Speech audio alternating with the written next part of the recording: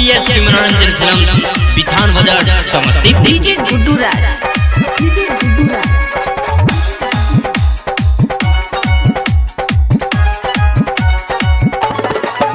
छोरी आइले बिहार छही टॉप के तुमाल।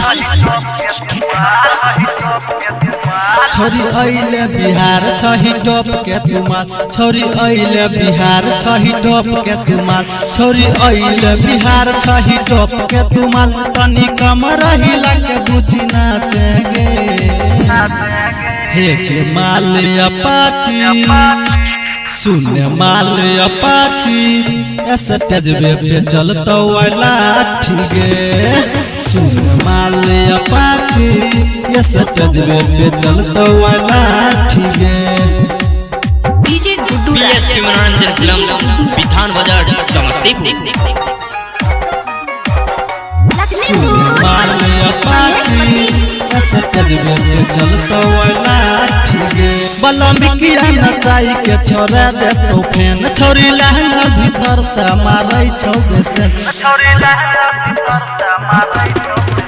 बलम्बिकिया नचाई के छोड़ा दे तो फेन। छोरी लहंगा भीतर से मारै छौ बेसन। चीज करत उ झूठ सब भेलो एक झूठ। बुची बुची कहिले इज्जत गाछी गे हे के माल अपाची सुन माल अपाची स्टेजवे पे चलता वाला ठीके।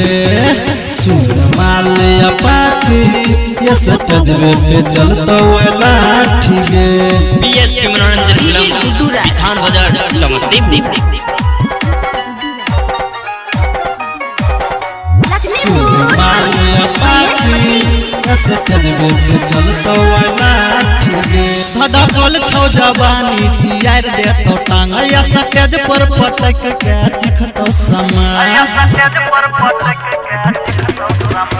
धड़कल छौ जवानी चियार दे तो टांग या स्टेज पर पटक के चिखतो समय। ढोरी अंगरी में खोच दे तो रात भर में न चपगल ही बेले जे बोराची गे हे के माल अपाची सुन माल अपाची स्टेजवे पे चलता वाला ठीके। सुन माल अपाची स्टेजवे पे चलता वाला ठीके। बीएसपी मनोरंजन फिल्म बिथान बाजार समस्तीपुर। सुन माल अपाची स्टेजवे पे चलता वाला ठीके। पीछा छोड़तो न राइटर मनीष तूफान। छोरा रूपेश बनैतो तोरा अपन जान। पीछा छोड़तो न राइटर मनीष तूफान। छोरा रूपेश बनैतो तोरा अपन जान। संगे बबलू सचिन छोरी करतो गिना गिना। सुने पपुआ छोरे तो तोहर दाती गे हे के माल अपाची सुन माल अपाची स्टेजवे पे चलता वाला ठीके। सुन माल अपाची स्टेजवे पे चलता वाला ठीके। बीएसपी मनोरंजन फिल्म बिथान बाजार समस्तीपुर।